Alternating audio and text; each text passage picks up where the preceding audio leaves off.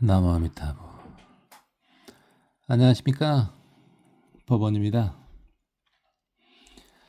이제 자꾸 우리가 이제 외도 이야기가 좀씩 나왔는데, 저번에도 말했지만은 분명히 외도하고 사도는 다릅니다.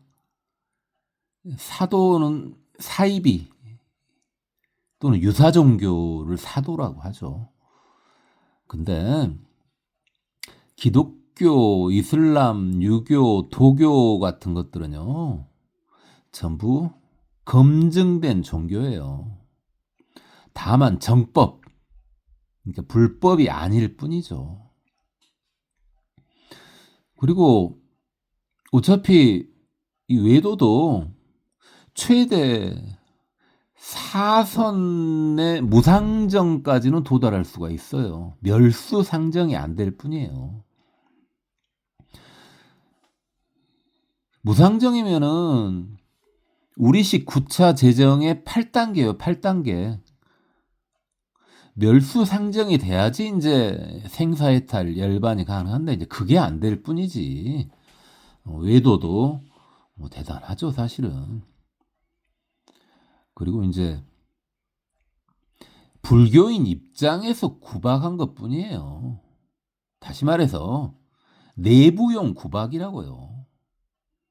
그렇게 아시고 외도를 만났을 때는 그냥 그러려니 하고 넘어가면 된다고요. 한번 들어가 봅시다. 마음의 부산물이 물질이지만 마음이 어느 수준에 이르기 전에는 물질에 영향을 주고 있음을 느끼기 힘들다. 그래서 일체 유심조를 비판해도 그냥 웃고 말 수밖에 없어요.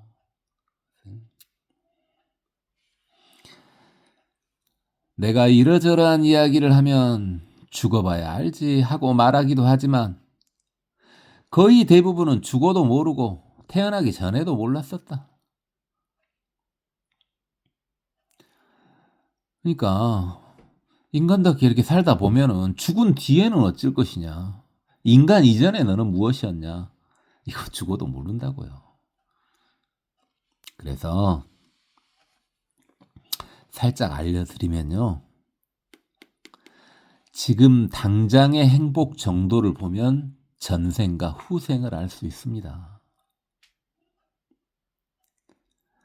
이 행복 정도는요, 물질을 떠난 마음만을 관찰해 보시면 됩니다.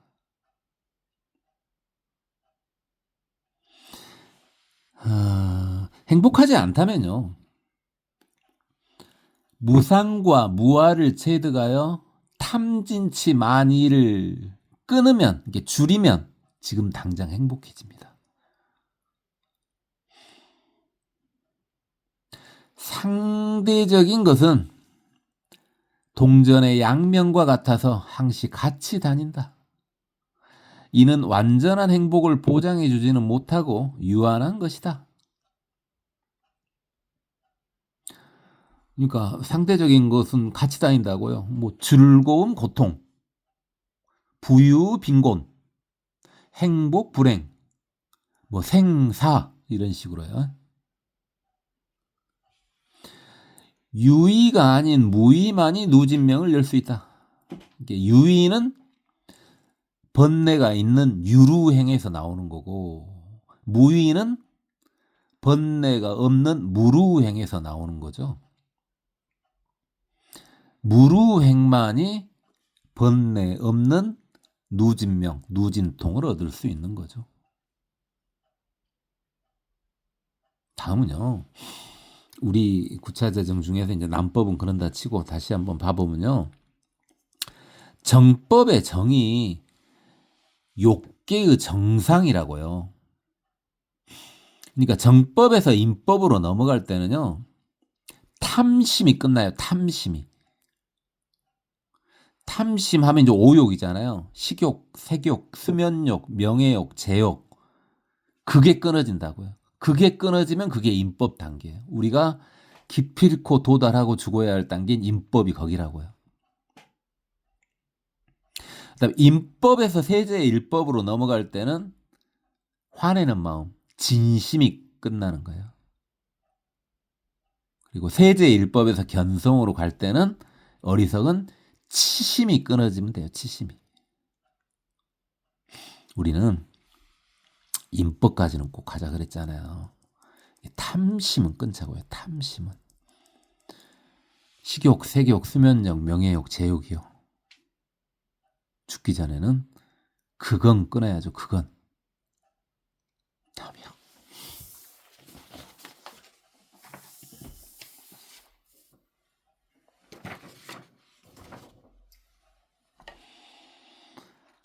성자가 아닌 경우에는 경계를 확정 판단하면 안 된다. 그러니까 이제 경계가 뭐예요? 색성, 향미, 촉법이죠. 그러니까 본인이 직접 경험한 것도 시공을 초월한 진리로 보면 오류가 있을 수 있다. 그러니까 색성, 향미, 촉법 맞춰보면 내가 본 것, 내가 들은 것, 내가 냄새 맡은 것, 내가 맛본 것, 내가 만져본 것, 내가 깨달은 것, 이것도 오류가 있을 수가 있으니까 확정 판단하면 안 된다고요. 육군, 안이비설신이요. 육군은 진리 추구를 위한 최소한의 도구일 뿐이다. 그러니까 안이비설신이는요, 진리 추구 도구일 뿐이에요. 그것도 최소한의 도구예요. 안, 보는 것부터 한번 봐볼까요? 보는 것만 해도 우리는 가시광선의 반사만을 이용한다.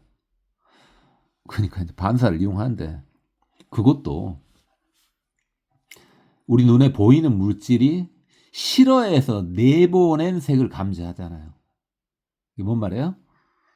붉은 사과는 붉은 색이 실어서 반사한 거예요. 그걸 보고 있는 거예요.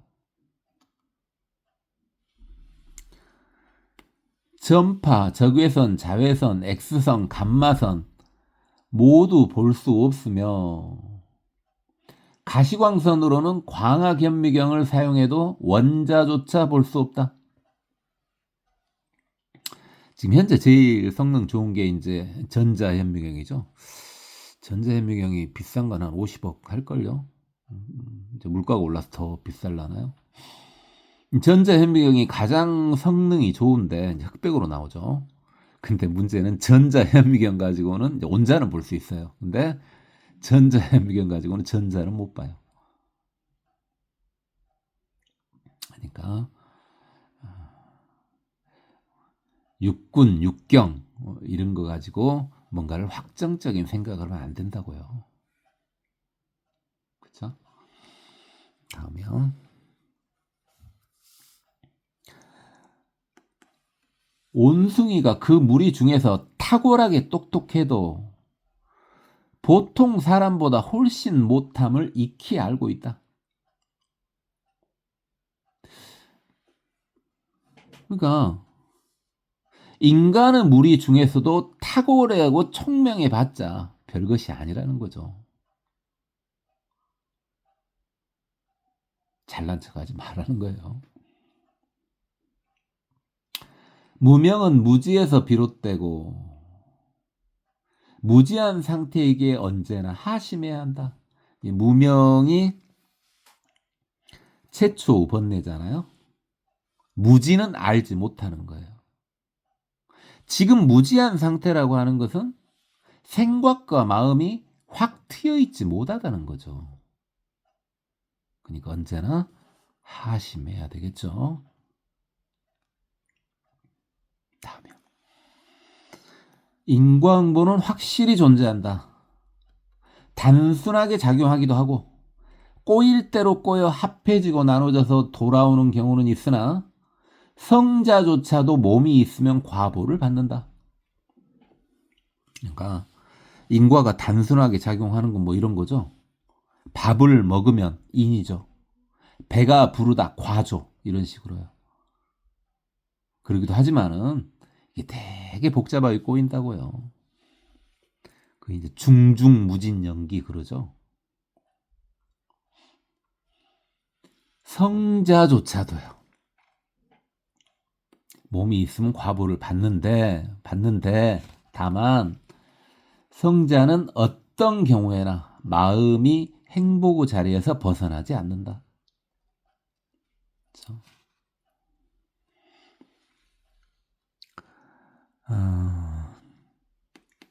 성자가 몸을 떠나면 인과 세계를 떠날 수도 있고 중생을 위해 인과 속으로 들어올 수도 있다. 그러니까 이제 성자는 그만 윤회할 수 있죠. 바로 무여열반에 들어버릴 수 있고요. 또는 중생 제도를 위해서 원생할 수 있죠. 우리는 업생이고요.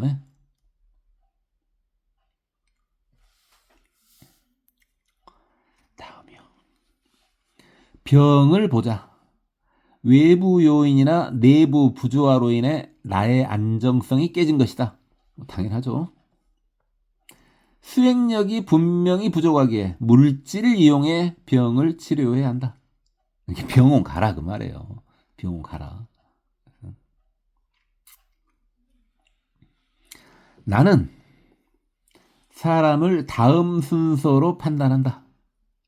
나는요, 저는요. 주변 여건, 사주, 관상, 색상, 지상, 심상이 그것이다. 그러니까 주변 여건은 뭐 누구나 다 그런 걸 보잖아요. 근데 사주는요, 처음 보는 사람의 그 나이는 어떻게 알더라도 생월, 생일, 생시 파악할 수는 없잖아요. 그러니까 이제 이건 그냥 넘어가는 거고. 관상이요. 관상을 단순 무식하게 말하면요. 조함이에요, 조함이. 조화가 얼마나 잘 됐느냐. 그 다음에 색상이요. 이건 이제 보호막이죠. 인간마다 보호막이 있거든요. 여러분도 있어요. 들어보셨을 거예요. 아우라라고요. 아우라. 아우라를 찍을 수 있는 사진기도 있어요. 오래전에 개발됐죠. 색상을 단순 무식하게 보면요. 맑고 밝은 느낌이 오면 좋아요. 관상까지는 공부해서 어떻게 좀 될 텐데 색상부터는 공부로 되는 게 아니라 수행을 좀 해야죠. 그 다음에 지상이요. 지상.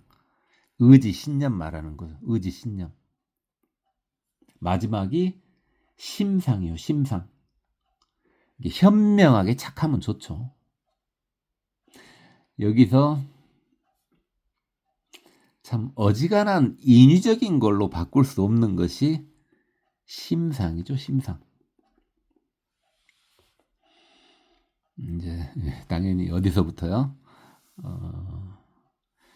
색상부터는 이제 수행을 좀 해야지 보이는 거죠.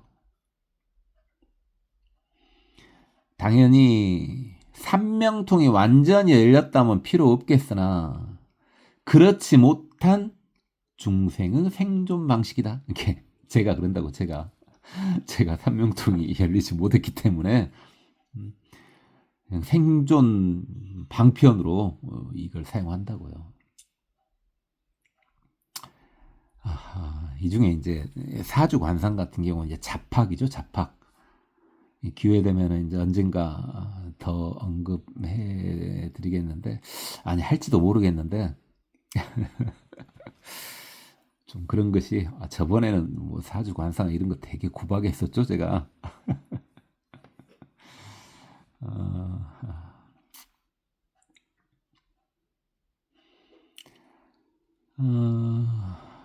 모두가 부처님으로 보이는 경지에 가까워질수록 기도 성취도 잘 되고 현명하고 자유로워진다.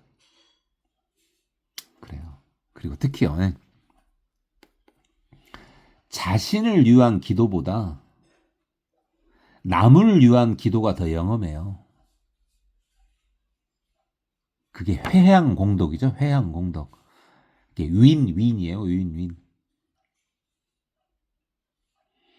다음이요. 절대 공간이나 절대 시간이라는 것은 실존하지 않는 망상의 영역이다. 그러니까 무상하니까 한계 두지 말라고요. 예를 들어 꿈속에서는 시공이 의미가 없잖아요. 이제 그건 그런데 우리가 이제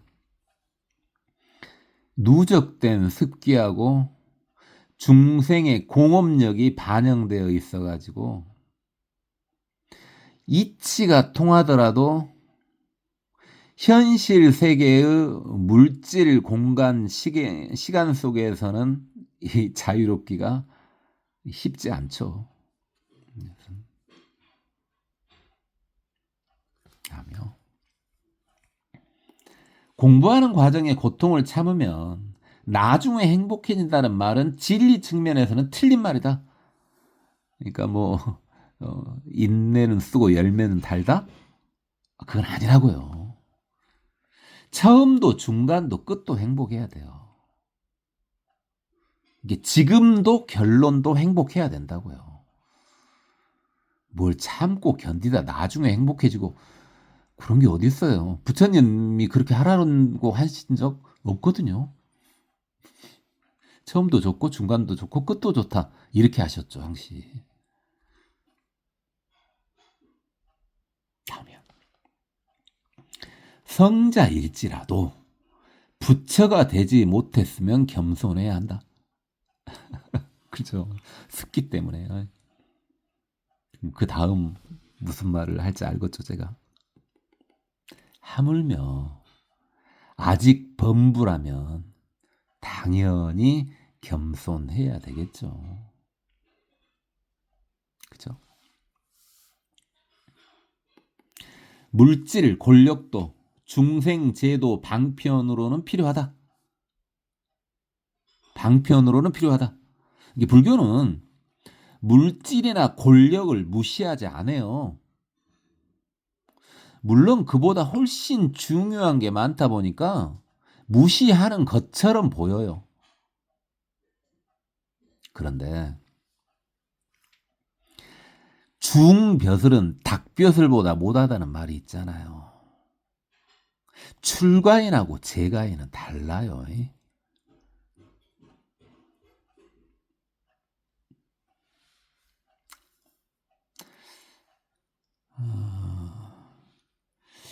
해오한 후에 상구보리 하와중생, 즉 지혜와 자비를 닦는 것이 보살이다.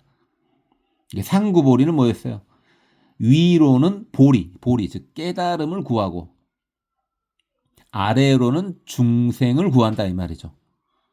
상구보리하고 똑같은 게 이제 지혜죠.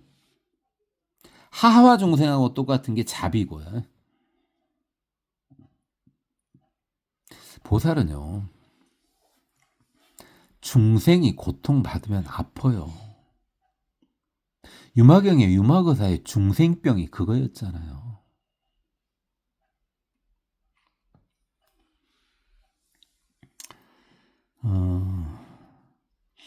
인간은요,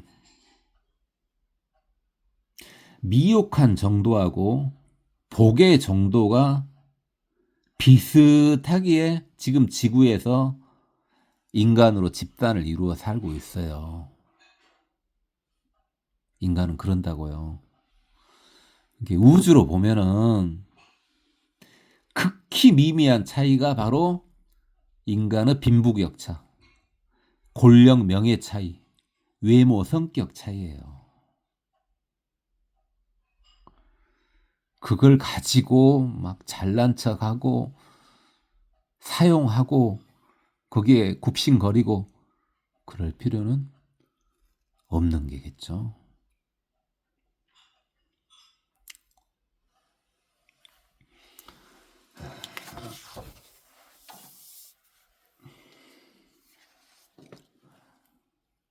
그러니까 바르게 살다 보면요. 그 자체가 중생들의 이정표가 될 수 있어요. 그러니까 내 모습 자체가 좋아 보여야 돼요. 보살은 그렇게 해야 된다고요. 최소한 해오한 경우에만 다른 사람을 이끌 수 있다. 그러니까 스스로 행복하지 않은 자가 남을 이끌면요, 맹인이 맹인을 안내하는 것과 같아요.